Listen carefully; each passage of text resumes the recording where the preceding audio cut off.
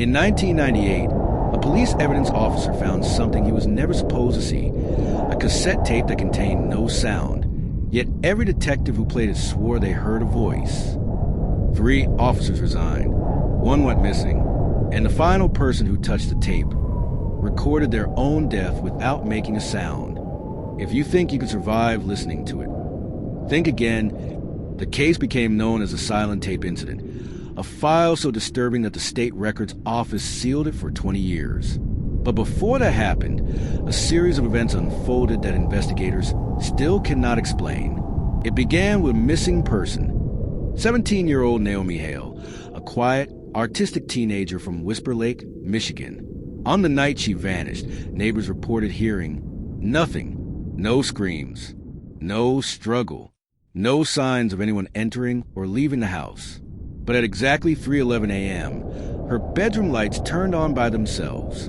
Inside the room, police found only 2 items left out of place: a cassette tape marked with a handwritten 0, and a tape recorder still warm to the touch. The tape contained no audio, a perfect, uninterrupted flat line of silence. But when Detective Marcus Hale, Naomi's uncle, played the tape, he immediately froze. His radio crackled, the lights flickered, and Marcus said he could hear breathing coming from behind him. No one else in the room heard it. Within 48 hours, Marcus was hospitalized for a sudden nervous collapse, and he refused to speak about the tape again. When he finally talked, he whispered one sentence: "The tape speaks, but only to the one it chooses." After Marcus, the tape went to audio specialist Clara Jennings, whose job was to identify hidden frequencies. Clara enhanced the audio 400%, still silence.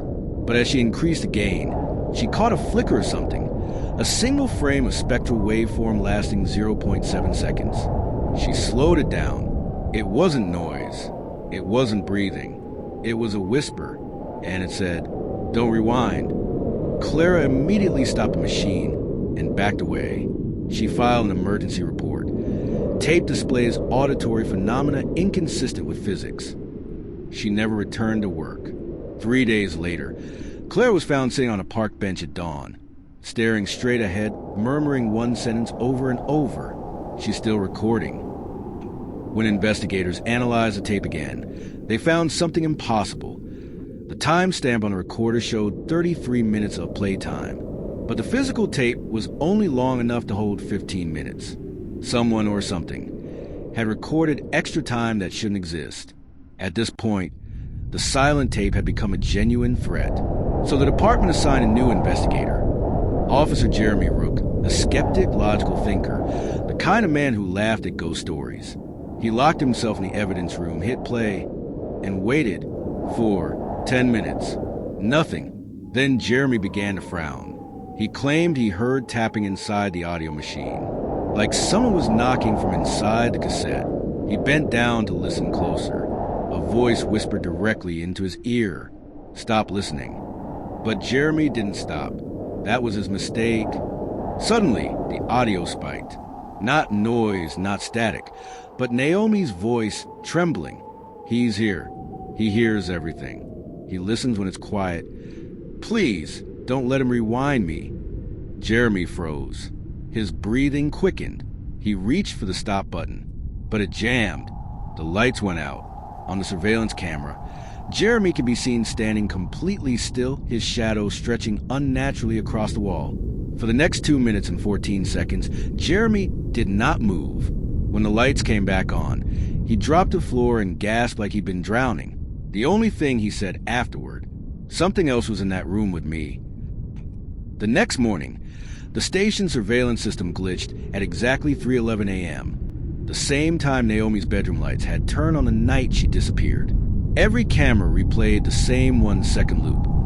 A shadow passing behind Jeremy in the evidence room, but the shadow belonged to no visible person. Investigators enhanced it, slowed it down, studied it frame by frame. The shadow wasn't walking. It was crawling in total silence, and it was crawling toward the table where the silent tape was stored. Fearing further incidents, the department sealed the tape in a locked steel container. But the next morning, the container was open. The tape was missing, and on the table, A single phrase had been scratched into the metal. Rewind her. Part 1 ends here. Part 2 is already in the works. And trust me, it only gets darker from here.